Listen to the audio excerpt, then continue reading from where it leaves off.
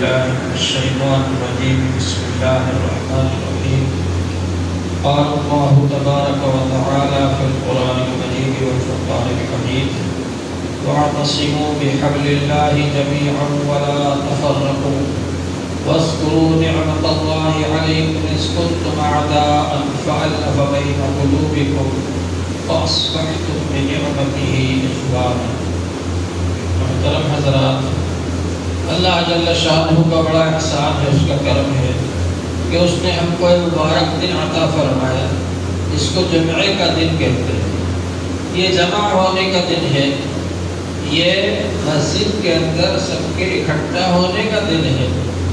اس دن سب لوگ ایک مسجد میں جمع ہوتے ہیں، جمعے کی مسجد میں، جامع مسجد میں، اور وہاں آ کر کے سب لوگ ایک امام کے پیچھے نماز پڑھتے ہیں اور خطبہ سنتے ہیں، اور اس خطبے میں بتایا جاتا ہے کہ ہفتے بھر کیا کرنا ہے، اور پھر اس کے مطابق ہفتے بھر تک عمل کرتے ہیں۔ اس لیے خطبے کی اتنی اہمیت ہے کہ حضور پاک صلی اللہ علیہ وآلہ وسلم نے ارشاد فرمایا اذا خرج الامام فلا صلاۃ ولا کلام۔ امام صاحب خطبہ دینے کے لیے آ جائیں تو بات چیت کرنا بھی منع ہے اور نماز پڑھنا بھی منع ہے۔ اور حضور پاک صلی اللہ علیہ وآلہ وسلم نے خطبے کے بارے میں یہ اہمیت ہم کو بتلائی کہ خطبہ سننا ہمارے لیے ضروری ہے۔ علماء نے لکھا ہے کہ جمعہ کا خطبہ پڑھنا بھی واجب اور خطبہ سننا بھی واجب ہے۔ عید کا خطبہ پڑھنا سنت ہے اور سننا واجب ہے، اور جمعہ کا خطبہ سنانا بھی واجب اور سننا بھی واجب ہے۔ تو اللہ جل شانہ نے لوگوں کو یہاں پر جمع فرما دیا، یہ اللہ کا احسان ہے۔ حضور صلی اللہ علیہ وآلہ وسلم نے جمعے کو عید المومنین فرمایا، یہ بھی ہفتے والی عید ہے، اور فرمایا سید الایام یوم الجمعہ، کہ جمعہ تمام دنوں کا سردار۔ حضور صلی اللہ علیہ وآلہ وسلم نے ارشاد فرمایا من ترک ثلاث جمعات بغیر عذر، بغیر عذر کے 3 جمعے اگر کسی نے چھوڑ دیے، جمعے کی نماز نہیں پڑھی، کتب منافقا فی کتاب لا یمحى ولا یبدل، اللہ کی کتاب میں جس میں کوئی رد و بدل نہیں ہوتا، اس میں منافق لکھ دیا جائے گا اس کو۔ تو جمعے کی نماز میں اہتمام کے ساتھ میں شریک ہونا چاہیے۔ اللہ جل شانہ نے ہمارا مذہب ایسا بنایا کہ جو یہ سکھاتا ہے کہ مل جل کر رہو، اتفاق اتحاد کے ساتھ میں رہو، اور جمعہ جو ہے سب کو جمع کیا جاتا ہے جمعہ میں تاکہ ہم مل جل کر رہیں، اتفاق اتحاد کے ساتھ رہیں۔ حضور پاک صلی اللہ علیہ وآلہ وسلم نے فرمایا المؤمن مالف ولا خیر فی من لا یالف ولا یلف، سب ایمان والے ایک دوسرے سے محبت کرنے والے ہیں، اور اس میں کوئی بھلائی نہیں ہے جو ایک دوسرے سے محبت ہی نہ کرے۔ حضور پاک صلی اللہ علیہ وآلہ وسلم نے فرمایا المؤمن اخو المؤمن، ایک ایمان والا دوسرے ایمان والے کا بھائی ہے، یکف عنہ ضیعتہ ویحوطہ من ورائہ، اس کو ضائع ہونے سے بچاتا ہے اور پیٹھ پیچھے بھی اس کی حفاظت کرتا ہے۔ پیٹھ پیچھے بھی اگر کوئی اس کی برائی کرے تو کہتا نہیں مسلمان بھائی ہے، اس کی برائی مت کرو۔ فرمایا حضور پاک صلی اللہ علیہ وآلہ وسلم نے المؤمن للمؤمن کالبنیان یشد بعضہ بعضا، ایک ایمان والا دوسرے ایمان والے کے لیے دیوار کی اینٹوں کی طرح سے، جیسے ہر اینٹ دوسری اینٹ کو طاقت دیتی ہے، اسی طرح سے ہر ایمان والا دوسرے ایمان والے کے لیے طاقت کا ذریعہ ہے۔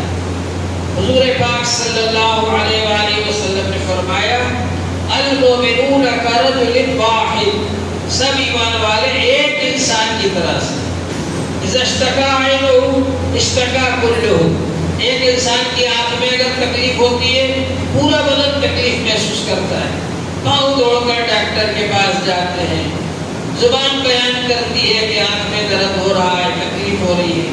بھائی اشتکا ناسہ اشتکا کلہ، اور سر میں اگر تکلیف ہوتی ہے پورا بدن تکلیف محسوس کرتا ہے. تو اسی طرح سے اگر ہمارے معاشرے کے اندر ایک آدمی کو بھی کوئی تکلیف ہو، کوئی پریشانی ہو، سب کو وہ تکلیف محسوس کرنا چاہیے کہ ہم اس کے لیے مدد کے لیے کھڑے ہو جائیں. فرمایا حضور صلی اللہ علیہ وآلہ وسلم نے اللہ فی عون العبد ما کان العبد فی عون اخیہ. اللہ تعالی بندے کی مدد کرتے رہتے ہیں جب تک کہ بندہ اپنے بھائی کی مدد کرتا رہتا ہے. من نفس عن مؤمن قربة من قرب الدنيا نفس اللہ عنہ قربة من قرب یوم القیامہ. جو مسلمان کی اپنے بھائی کی پریشانی، دنیا کی پریشانی کو دور کرے گا، اللہ تعالیٰ اس کی آخرت کی پریشانی کو دور فرما دے. تو ہمارے اندر یہ جذبہ ہونا چاہیے کہ اگر ہم میں سے کوئی بھائی کمزور ہے، پریشان حال ہے، بیمار ہے، اس کی ہم مدد کریں. اسی طرح سے حضور پاک صلی اللہ علیہ وآلہ وسلم نے ہم کو اس بات کی تعلیم دی کہ ہم ایک دوسرے سے مل جل کر رہیں، اتفاق اتحاد کے ساتھ مل رہیں، کسی کے عیبوں کو تلاش نہ کریں. فرمایا حضور صلی اللہ علیہ وآلہ وسلم نے من ستر سترہ اللہ، جو دوسرے کے عیبوں کو چھپائے گا اللہ تعالیٰ اس کے عیب کو چھپائیں گے میدان حشر میں. سارے لوگ جمع ہوں گے میدان حشر میں. حضرت آدم علیہ السلام سے لے کر قیامت تک کے سب انسانوں کے سامنے سب کے عیب ظاہر ہو جائیں گے. لیکن اگر کسی نے اپنے بھائی کے عیب چھپائے تو وہاں پر اللہ تعالیٰ اس کے عیبوں کو چھپائیں گے. اور فرمایا حضور صلی اللہ علیہ وآلہ وسلم نے من سمع سمعہ اللہ، جو دوسرے کے عیبوں کو مشہور کرے گا اللہ تعالیٰ اس کے عیبوں کو مشہور کریں گے وہاں پر کہ اس نے یہ گناہ کیا، یہ گناہ کیا، یہ گناہ کیا. لیکن جو دوسرے کے عیبوں کو چھپائے گا تو اللہ تعالیٰ اس کے عیبوں کو چھپائیں گے وہاں پر. ایک حدیث میں ہے کہ حضور پاک صلی اللہ علیہ وآلہ وسلم نے ارشاد فرمایا یا معشر من اسلم بلسانی ولم یفرز الایمان الی قلبی. اے جماعت ان لوگوں کی جو زبان سے تو مسلمان ہو گئے لیکن دلوں میں ایمان نہیں اترا. لا تؤذوا المسلمین، مسلمانوں کو اذیت مت دو، تکلیف مت دو.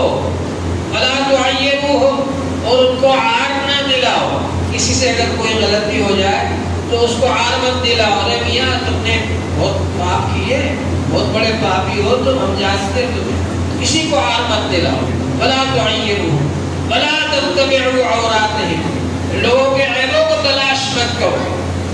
فإنه من يتبع عورة أخيه المسلم يتبع الله عورته، جو کسی کے عیبوں کو تلاش کرے گا اللہ تعالیٰ اس کے عیبوں کی تلاش میں لگ جائے گا. ومن يتبع الله عورته يفضحه ولو في جوف رحله، اللہ جس کے عیبوں کی تلاش میں لگ جائیں گے اس کو رسوا کر کے چھوڑیں گے اگرچہ اس نے وہ گناہ اپنے گھر کے اندر کیا. تو اس لیے سب ایمان والے ایک دوسرے کا خیال رکھیں، ایک دوسرے کے ساتھ رہیں، اچھائی کا برتاؤ کریں، برائی کا برتاؤ نہ کریں، حسد سے بچیں. حضور صلی اللہ علیہ وآلہ وسلم نے فرمایا ان الحسد یاکل الحسنات کما تاکل النار الحطب، جس طرح سے لکڑی کو آگ جلا ڈالتی ہے اس طرح سے حسد انسان کی نیکیوں کو کھا جاتا ہے. بہت ساری نیکیاں کی لیکن اگر دل میں کسی کے بارے میں حسد ہے تو پھر وہ سب نیکیاں ضائع ہو جائیں. حضور صلی اللہ علیہ وآلہ وسلم نے فرمایا تم جانتے ہو حالقہ کیا ہے؟ صحابہ نے کہا اللہ کے رسول اب تو حالقہ اس کو کہتے ہیں جو نائی کے پاس اس طرح ہوتا ہے جس سے بال ٹوٹ دیتا ہے.